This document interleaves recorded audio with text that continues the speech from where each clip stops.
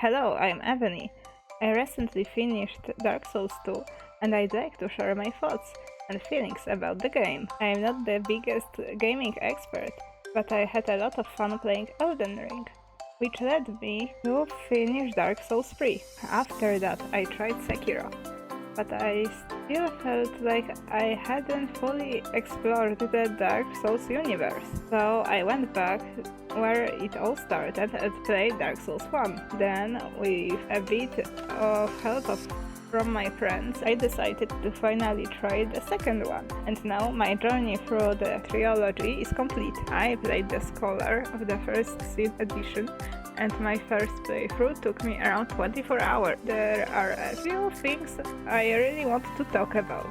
The world in Dark Souls 2 is incredibly diverse. Each area feels unique. You can go from shadowy green and black depths of Black Gulch to the fiery Iron Keep, and then to my personal favorite, Shrine of Amana, a beautiful place with blue lilies and haunting atmosphere. And of course there is Majula, easily one of the most beautiful and iconic hubs in gaming.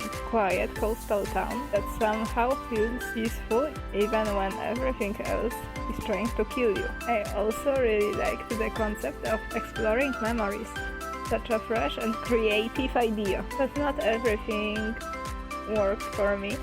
Some bosses felt a bit underwhelming or frustrating. Ancient Dragon, for example, and the Smelter Demon were low points of the game. I also noticed that stamina management is more pushing in Dark Souls 2, which can feel a bit rough at first. A lot of bosses felt too squishy, like they died too quickly, and that made some fights less rewarding. I was especially disappointed with the final boss Nashandra, that she didn't have a second phase. Dark Souls 2 reminds me of wine. When you first open the bottle, the taste feels strange, maybe even a little off, but with each sip you begin to appreciate it. You get used to the flavor and eventually you want some more. Then when you reach the bottom of the bottle, you're left a little sad that the trip is over. I recommend Dark Souls 2 to anyone who's already played Dark Souls 1 and 3 and is curious about this often misunderstood entry in the series.